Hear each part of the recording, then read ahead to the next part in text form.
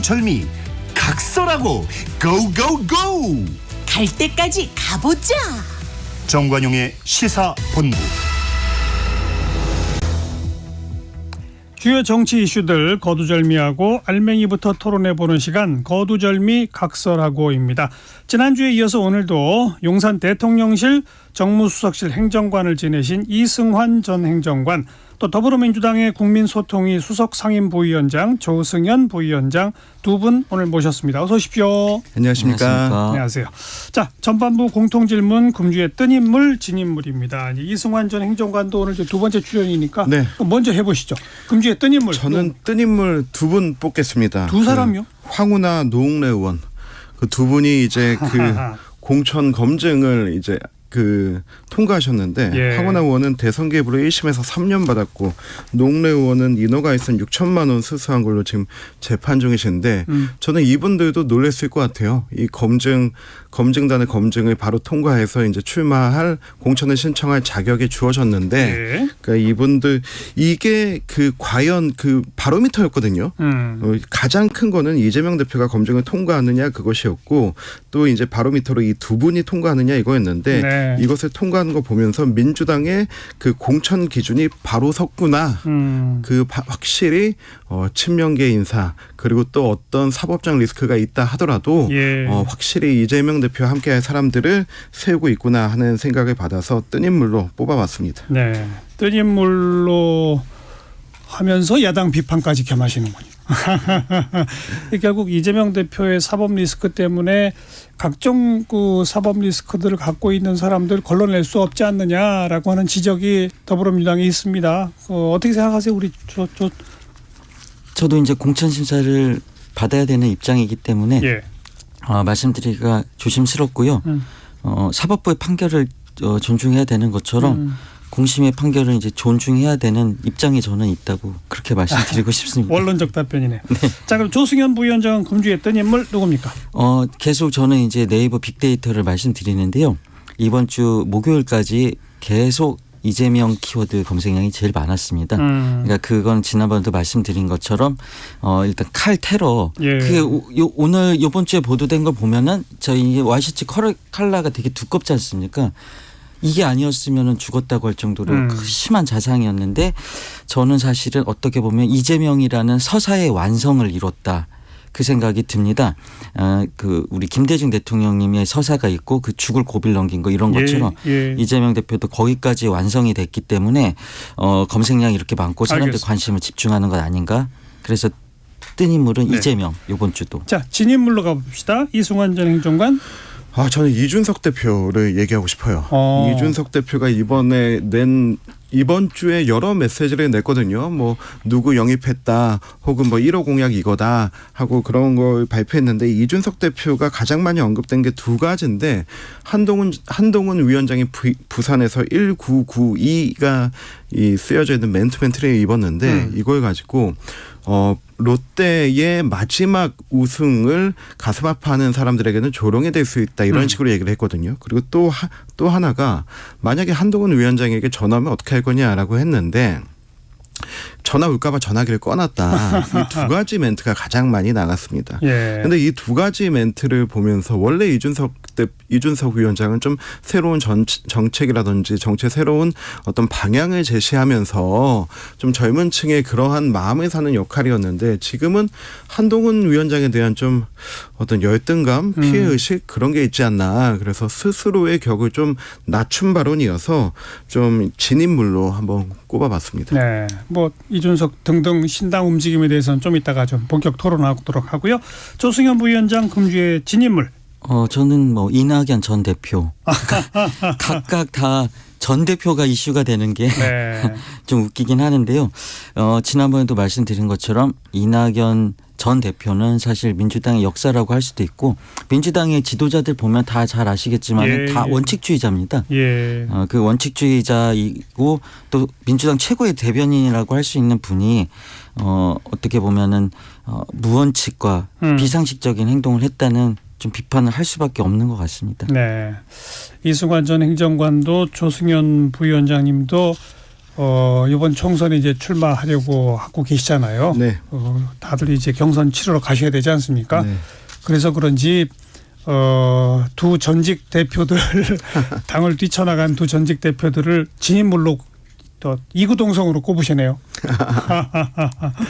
두 분 입장에서는 네. 또 당을 뛰쳐나간 두 전직 대표가 또 함께 손을 맞잡고 제3지대 신당이 돌풍을 일으키는 게 두 분 입장에서는 다 싫은 거죠.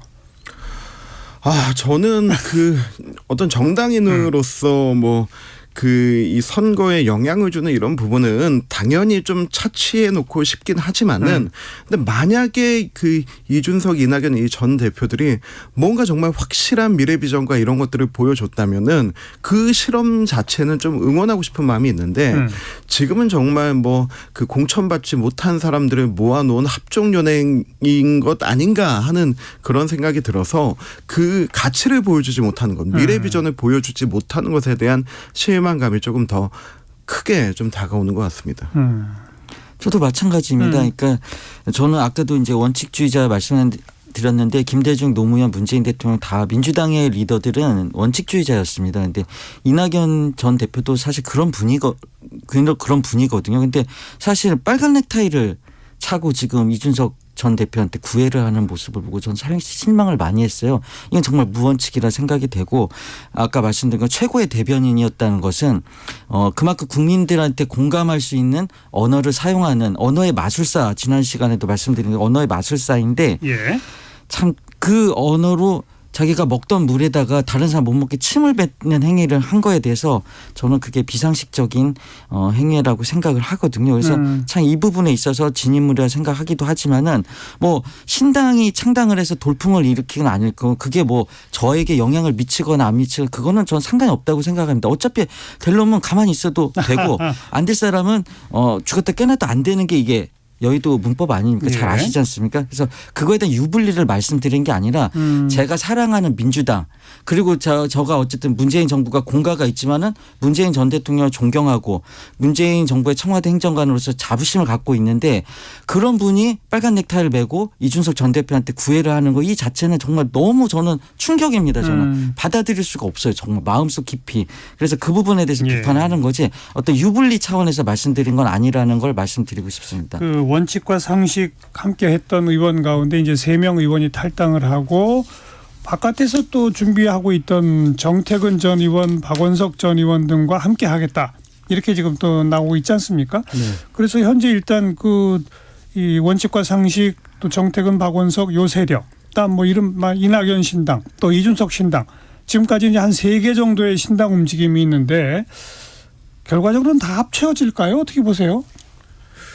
저는 지금 크게 보이는 게 3개 정도의 신당인데 앞서 나간 정당들까지 하면 제3지대라고 불리는 곳에만 지금 6개의 정당이 있습니다. 지금 양양자, 금태섭 뭐 이런 거 포함해서 다 해서 뭐 미래대연합, 새로운 미래, 당신과 함께 새로운 선택, 한국의 희망, 개혁신당 이렇게 있는데 이게 야권발 정당이 5개고 여권발 정당이 그 창당 준비하는 정당이 하나거든요. 근데 아직 이게 어떤 합종 연행으로 하나의 빅텐트로 모이기 전까지에 저는 아직 가장 큰 정당이 신생 정당이 나오지 않았다고 생각하는데 조국 신당의 움직임이 지금 가장 중요할 거라고 봅니다. 왜 그러냐면 조국 신당 같은 경우는 반 이재명도 아니고 정말로 반 윤석열의 기치라는 걸 보면은 이준석 신당과 비슷한데 지금 이 중에서 당원의 세력으로 가장 크게 보여주고 있는 거는 이준석 신당이거든요. 현재는 그렇죠. 지금 얼마 전까지 한 4만 명 넘어갔다 얘기하고 있는데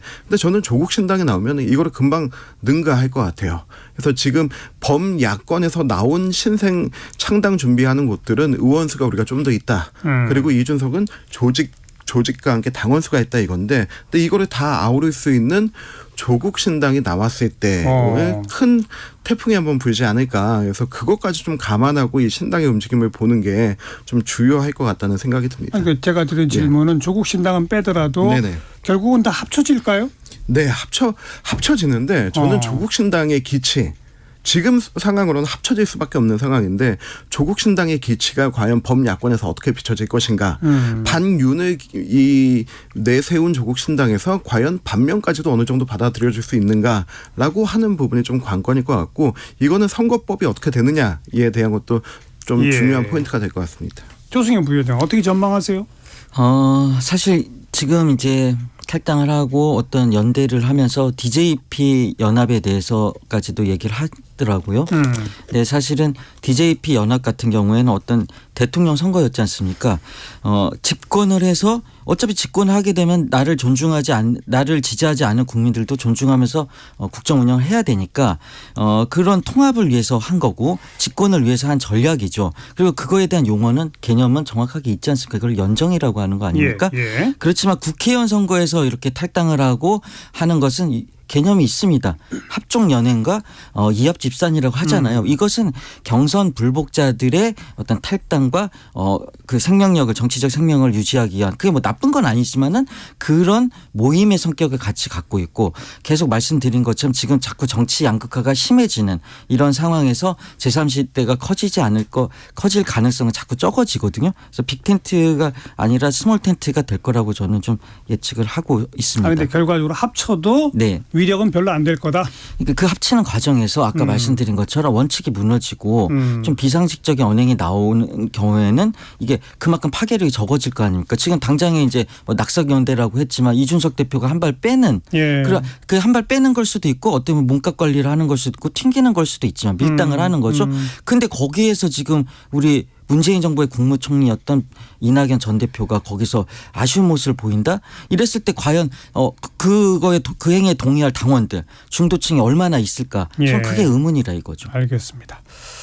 거기에 이제 결국은 국민의힘 그리고 더불어민주당이 자기 당의 공천 과정을 얼마나 멋지게 만들어내느냐 거기에 달려있다고도 볼 수 있겠죠. 그 공천이 멋지면 제3지대는 힘을 못 쓸 것이고 양당의 공천이 국민들한테 눈살 찌푸려지게 하면 제3지대가 힘을 받을 것이고 그런 거 아니겠습니까? 그 얘기 조금 이따가 좀 나누죠. 1시 34분입니다. 교통정보 전해드릴게요. 공인혜 씨. 네, 이 시각 교통정보입니다. 오늘 내내 서해안고속도로 양방향의 상황이 많습니다. 먼저 목포 쪽 서평택 부근 1차로의 사고로 뒤로 2km 구간 정체가 되고 있고요. 반대 서울 쪽 목감 5차로와 갓길에서 화물차 사고가 나 부근 서행하는데 길이 많이 굽어 있어서 2차 사고에 주의해서 이동하셔야겠습니다. 평택 시흥고속도로 시흥 방향도 마도 분기점에서 남한산 쪽으로 정체가 늘었고요. 서울 시내는 집회로 인한 통제 구간인데요. 잠시 뒤인 오늘 오후 2시에 예정된 집회로 한강대로 서울역 방향 삼각지 교차로를 조금 못 간 지점 하위 3개 차로가 막혀 있습니다. 또 삼성 본관에서 태평 교차로 사이로도 오후 3시 2천여 명이 모이는 집회가 신고돼 현재 세종대로 광화문 방면 태평 교차로 부근 하위 4개 차로 부분 통제 후 반대차로 나누어 이동시키고 있습니다. 끝으로 오후 4시에는 포시즌스 호텔 앞에서 집회가 예정돼 있는데요. 이 무대 설치 작업으로 세문안로 서대문역 방면 세종대로 사거리에서 포시즌스 호텔 앞 하위 2개 차로가 부분 통제 중입니다. 오후 시간 집회로 인한 교통 혼잡이 예상됩니다. 오늘 오후 사대문 안쪽 진입은 가급적 피하시는 것이 좋겠습니다. KBS 교통정보센터였습니다.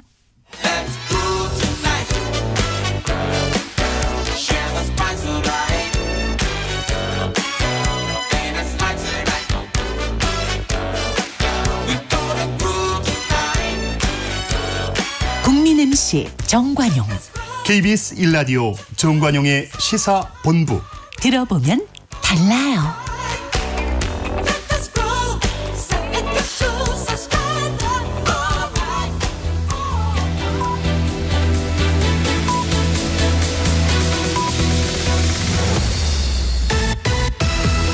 고두절미 각설하고 고고고. 갈 때까지 가보자. 정관용의 시사본부.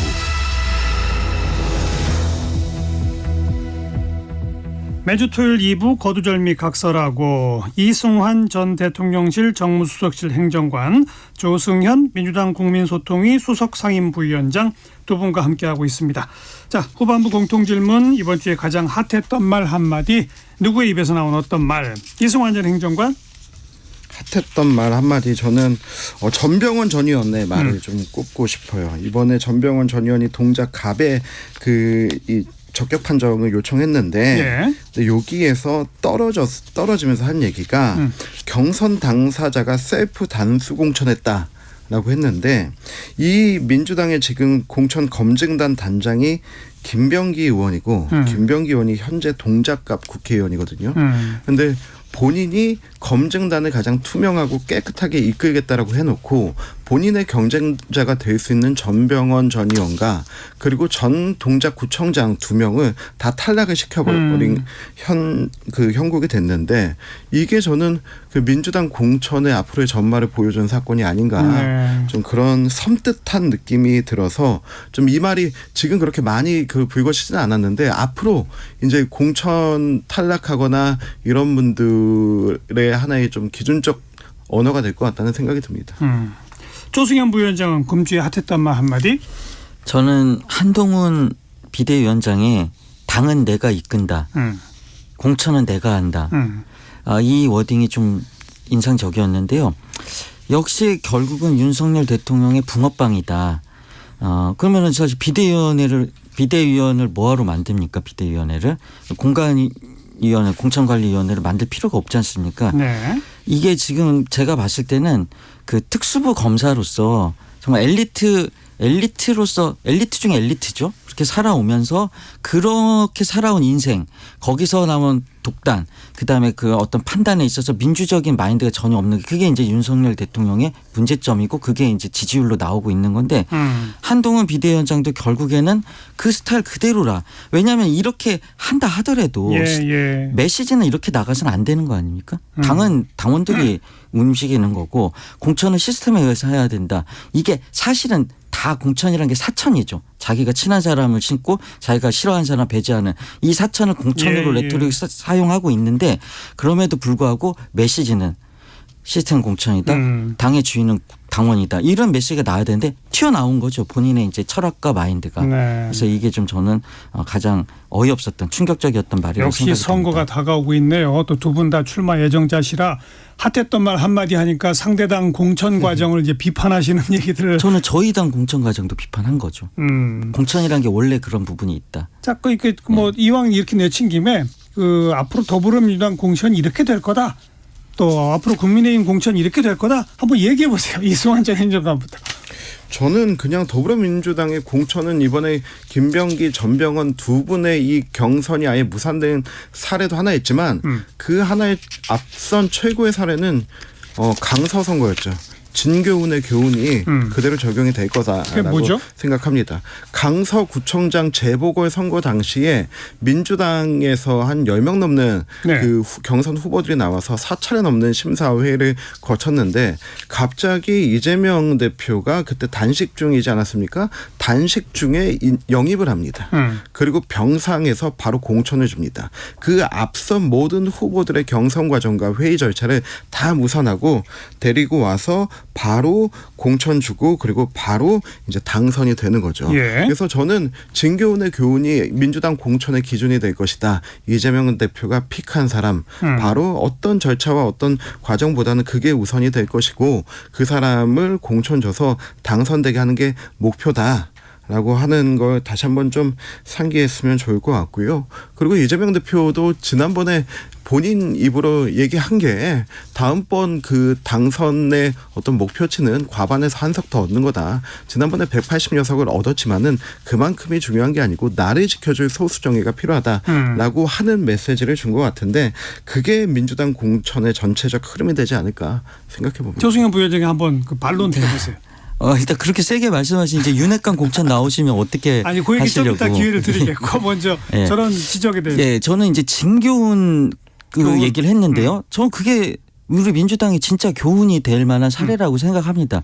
물론 거기서 이제 오랫동안 준비하셔가지고 억울한 분들이 있을 겁니다. 저도 친한 분도 있었고 그렇지만은 그럼에도 불구하고 당의 승리를 위해서 그게 정말 중요한 선거였고 그 선거 보궐선거 승리로 흐름을 바꾼 선거였고 그래서 당이 전략적 판단하고 전략 공천한 거에 대해서 나머지 모든 우리 민주당의 그 후보자들이 승복을 하고 깨끗하게 승복하고 모두 힘을 모아서 우리가 야당으로서 민주당으로서 제대로 된 비판 세력으로서 자리 잡고 열심히 하자 이런 취지로 단결했기 때문에 승리를 했거든요. 그게 어떻게 보면 공천에 물론 이제 전략 공천을 남발하는 건 안 좋겠지만은 그런 식으로 경선에 승복을 하고 똘똘 뭉쳐서 그러니까 사실은 더 미워하고 증오하고 이런 헤이트 발언을 안 해야 되는 거거든요. 나중에 다시 뭉쳐야 되니까 저는 그건 바람직한 사례라고 생각이 되고요. 그런 식으로 우리 당이 나의 사익을 49% 미만을 하고 당의 총선 승리를 51%로만 해도 아주 건전한 공천이 될 거라 생각하고 그것이 바로 총선 승리의 동력이 될 거라 생각하기 때문에 저는 아주 그건 좋은 케이스라 생각하고 앞으로도 그래야 된다고 생각을 합니다. 네. 하나의 똑같은 현상을 놓고 정반대 해석을 들려주셨어요. 근데 그때 하나의 포인트가 있었던 게 누가 반발을 할 수 없었던 환경이었어요. 왜 그러냐면 이재명 대표가 정말로 그 단식이 10몇이 넘어가고 되게 그 민주당의 분위기가 엄중했던 상황이기 때문에 이게 누가 아무리 뭐라고 하더라도 그 단식이란 거대 이슈 앞에 묻혀졌기 때문에 그게 좀 이렇게 불협화음이 적지 않았나. 그런 그거를 이재명의 관운이라고 하는 거죠. 이번에는 이제 조승현 부위원장한테 기회를 드릴게요. 국민의힘 공천 이렇게 될 거다. 아, 국민의힘 공천이요? 예. 아, 저는 사실은 선거를 뛰고 여기 방송에서 나와서도 얘기를 하면서 이제 사실은 그렇게 생각하면 개인적인 생각인데 나를 정말 괴롭히고 해코지하고 저를 죽이려 했던 사람들을 미워하지 않고 저분들도 잘 되게 해달라 이렇게 기도를 할 때 제가 잘 되더라고요. 경험적으로. 그래서 저는 그래서 이렇게 막 세게 비판을 안 하려고 하고 지금 그분의 부분에 대해서도 국민의힘도 잘해서 공천을 잘 하시고 그게 이제 국가를 위해서 도움되는 일 아닙니까? 그리고 이제 이준석 전 대표 같은 분도 사실은 끌어안고 했으면 더 좋았을 텐데 지금 그게 안 됐으니까 최대한 우리 당도 마찬가지고 국민의힘도 마찬가지고 그런 잡음을 줄이고 구심력을 더 강하게 할 수 있는 그런 리더십과 그런 당원들의 충성도 당에 대한 애당심 이게 사실은 총선 승리의 어떤 원동력이 될 거기 때문에 국민의힘도 잘하시길 바라고 저희 민주당은 좀 더 잘했으면 하는 게 이제 저의 소망입니다. 기회를 드렸는데 국민의힘 윤핵관 공천에 대해 비판을 안 하시네. 뭐 그거는 이제 나오면은 비판을 그때 이제 할 건데요. 지금 하세요 지금. 지금 할까요? 아까 말씀드린 건 한동훈 비대위원장은 윤석열 대통령 붕어빵입니다. 그렇기 때문에 그건 어떻게 보면 인지상정이고 대통령이 자기의 사람을 최대한 많이 심어서 국정 동력을 확보해서 대한민국을 어떤 그 국정 운영의 동력을 확보하려는 건 어떻게 보면 당연하고 어떤 대통령 다 그랬으니까 그것은 어떻게 보면 당연한 건데 그 과정에서 이탈표라든지 어떤 억울한 사람이라든지 아니면 불만을 최소화하는 거 그게 이제 리더십인데 그렇죠. 한동훈 장관이 과연 그 리더십이 있냐 저는 계속 의문을 던지고 있지 않습니까? 그래서 한동훈 장관이 변하면은 혁신적인 뭐 그런 행위를 한다면은 잘 공천하고 잘 리더십을 할 수 있겠지만 김건희 특검법을 대하는 태도를 봤을 때 그게 쉽지 않을 것 같다는 생각은 좀 듭니다. 그래도 잘 되길 바랍니다. 저는. 한동훈 비대위원장 들어서고 한 보름 지났는데 전국을 돌면서 가는 데마다 인산인해를 이루고 사진 찍느라고 시간이 몇 시간씩 걸리고 그래서 한동훈 위원장 개인의 어떤 그 인기나 지지도는 올라가는데 정당 지지도는 안 올라간다. 네. 이런 얘기 들으셨죠? 가슴 아픈 얘기죠. 제가 이렇게 정치의 라이징 스타들이 가장 경계해야 될 게 뭐라고 생각하냐면 광장뽕이라고 저는 표현하는데 광장에서 맞는 뽕이 가장 무서운 건데 우리가 황교안 대표가 맨 처음에 그 대통령 권한대행하고 그리고 이제 당 대표로 왔을 때 정말 그때 그 보수 진영 1위 주자였고 그 진중한 면모와 이런 부분에서 그 정말로 차기 대통령감이다라는 얘기가 나왔거든요. 그런데 그때 당시 뭐 조국 사태도 있었고 보수 진영이 참을 수 없는 얘기도 있었지만은 광장에서 나를 환호해주는 그 사람들 속에만 있어서는 절대 중도와 그 전체 표심을 읽지 못하거든요. 저는 이게 뽕 맞았다고 표현하는 건데 이게 지금 한동훈 장관 당연히 지금 그렇게까지는 안 가는 상황이라고 보는데 왜냐하면 지금 광장의 모습이 아니고 당원들 사이의 모습에서 내가 이 응집력을 끌어내겠다라고 하는 거거든요. 근데 이게 이제 어차피 뭐 없는 일정과 행사를 만들어서 다니는 게 아니고 새로운 당의 대표격이 오셔서 신년 인사회를 통해서 인사드리는 거는 아주 정상적인 과정인데 근데 예. 이 이후의 행보 이제 다음 주에도 이제 서울시당 그 신년 인사회가 이제 마지막으로 아마 될 것 같은데 그 이후의 행보는 정말 매섭고 차가운 수도권 한가운데의 민심으로 들어오셔야 되는 겁니다. 제가 지금 제가 있는 중랑구만 하더라도 12년 동안 단 한 번도 우리 당이 당선도 된 적도 없고 지난번에 22% 차로 졌습니다. 이곳에서 그 주민들의 느낌과 그리고 이 서울 변두리 지역에서 예. 중심부로 하루에 왕복 3시간씩 출퇴근하면서 정말 정책의 변화가 실감으로 느끼는 3040 세대들의 마음을 살 수 있는 걸 얻지 못한다면 앞으로 남은 90여일이 굉장히 어려울 것이다. 그런데 다만 이 90일이 굉장히 긴 시간입니다. 4년 전 이맘때만 생각하면 보수 진영에서 지금 정권 심판으로 나오고 있다. 이제 우리가 뭐 앞으로 160석 넘어갈 거다. 이런 희망찬 기대 가지고 있다가 코로나 전국으로 싹 바뀌면서 역대 최악의 패배를 하지 않았습니까? 이 시간을 어떻게 사용하고 당원들의 응집된 힘을 느꼈다면은 이제 그걸 가지고 가장 낮고 춥고 외롭고 힘든 험지로 들어와야 된다는 말씀을 좀 드리고 싶습니다. 그런 험지의 민심이 원하는 목소리를 내줘야 되는 거잖아요. 네. 근데 아까 조승현 부위원장은 김건희 특검법 등등에서 한동훈 비대위원장은 이미 글렀다라고 표현하셨는데 어떻게 보세요?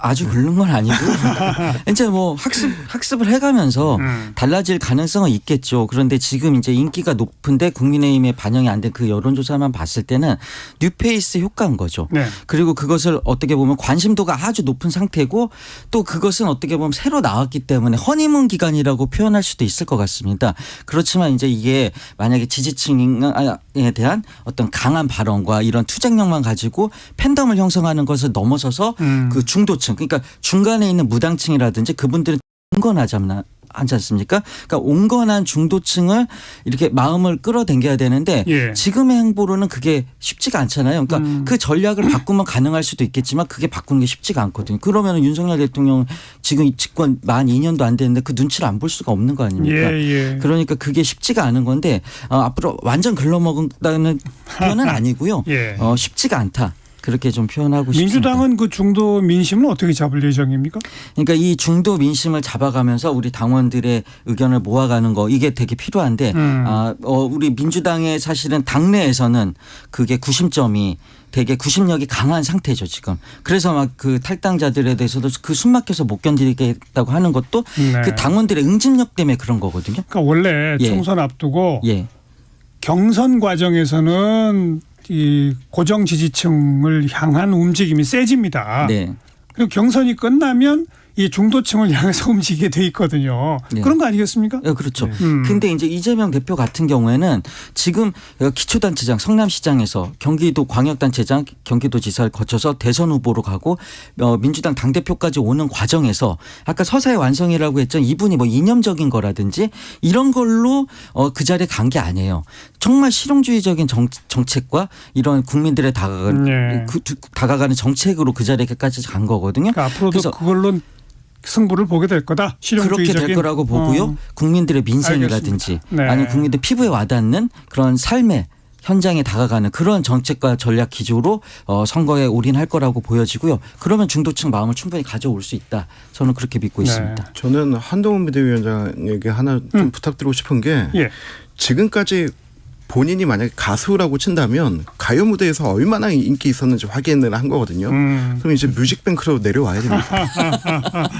저는 그래서 그 양쪽을 모두 예. 만족시킬 수 있는 네. 뭐 미스터 트롯의 황태자가 되기를 바라봅니다. 네. 뭐 아까 전반부에서 두 분이 그 이른바 제3지대 신당 세력에 대해서 뭐 결국은 공천 못 받을 사람들 뭐 이런 사람들이 그냥 이합집산해서 뭐 내 편 없이 다 그냥 오합지졸로 모이는 거 아니냐라는 식의 비판적인 발언을 하셨는데 저는 뭐 몇 주 전부터 언급을 합니다마는 지금 그 이른바 제3지대 신당 세력들의 분명히 그런 모습이 있긴 있습니다. 그래서 그 자체로서의 어떤 명분이 아주 뚜렷하고 훌륭한 건 아니라고도 말할 수 있어요. 그러나 반면에 이 제3지대의 명분은 어디서 나오냐면 윤 대통령이 인기가 별로 없다는 거. 네. 이재명 대표의 인기가 별로 없다는 거. 여기서 나오는 거거든요. 그래서 윤 대통령이 별로 인기가 없는 상태에서 국민의힘의 공천이 누가 봐도 눈살 찌푸려지게 저건 아닌데 왜 자기 사람만 심지? 이렇게 가면은 제3지대는 힘받을 것이고, 똑같이 이재명 대표 별로 인기 없는 상태에서 저건 아닌데 왜 친명만 심지? 라는 공천으로 가게 되면 제3지대가 힘을 받고, 그런 모양새가 아닌 멋지게 물갈이 하는 식으로 가면 제3지대가 힘을 못 받고, 이렇게 되는 거 아닙니까? 그죠? 네. 저 당연히 그렇게 생각하고요. 그러니까 그런 것을 부작용, 잡음을 최소화하고 그러면서 구심력을 강화하는 방향으로 예. 대중들한테 중도층한테 어필할 수 있는 그게 이제 그러니까요. 정치력이 되고 그게 바로 양당 대선 후보가 지금 리더하고 있는데요. 그 리더십을 보일 때 대권 가도에 예. 훨씬 더 청신호가 켜지겠죠. 그런 그 멋지게 물갈이가 가능할까요? 일단은 민주당과 우리의 상황은 국민의힘의 상황은 완전 다르죠. 왜요? 왜냐하면은 민주당은 이제 승자의 저주라고 하죠. 더 먹을 수 없을 만큼 많이 가지고 계시기 지역구가 워낙 때문에 많으니까. 그 또 격천지인 수도권을 거의 다 예. 가지고 계시기 때문에 이것을 내부에서의 어떤 정화 과정과 내부 경쟁 과정을 통해서 바꿔나가는 모습을 보여주실 거면 지금 해야 되는 겁니다. 그렇죠. 그런데 우리 국민의힘 같은 경우는 이제 본선에서 그걸 보여드려야 맞아요. 되는 거거든요. 알겠습니다. 그래서 예선이 중요한 팀과 본선이 중요한 팀이 있는데 지금 민주당은 좀 그런 모습들이 보이지 않는 게 국민들의 네. 마음을 사지 못하는 점 지금 아닌가. 최근에 승자의 저주는 윤석열 대통령이에요. 윤석열 대통령이 승자가 됐고 그게 지금 국민의힘의 독이 됐지 않습니까? 예. 그래서 20년까지 거슬러 갈 필요가 없고 지금 윤석열 대통령께서 그 우리 이 후보님의 말씀을 좀 아주 경청했으면 좋겠다는 생각이 듭니다. 뭐 양쪽 다 아무튼 뭐 승자의 저주라는 표현 쓰셨는데 하여튼 그런 모습 다 포함해서 제가 아까 말한 것처럼 눈살 찌푸려지는 공천이냐 멋진 물갈이냐 여기에 승패가 달려 있다. 네. 양당의 공천 과정을 좀 지켜보고 거기에 또 연동해서 제3지대의 성과가 나타날 것이다. 이 정도 요약하면 되겠네요. 두 분 다 이번 이제 지역구 출마 예정자라서 오늘이 마지막 출연이시라고 하네요. 그동안 도와주셔서 감사합니다. 국민의힘의 이승환 전 행정관, 더불어민주당 조승현 부위원장 두 분 수고하셨습니다. 감사합니다. 감사합니다. 네, 다음 주 토요일 대한민국 정치의 길을 묻는다 신년기획 다음 주 토요일은 임채정 전 국회의장 모시고 정치 원로의 고견 들어보도록 하겠습니다. 네, 오늘 순서 마무리 짓겠습니다. 홍서범이 부르는 나는 당신께 사랑을 원하지 않았어요. 함께 듣고요. 저는 내일 또 뵙도록 하겠습니다. 안녕히 계십시오.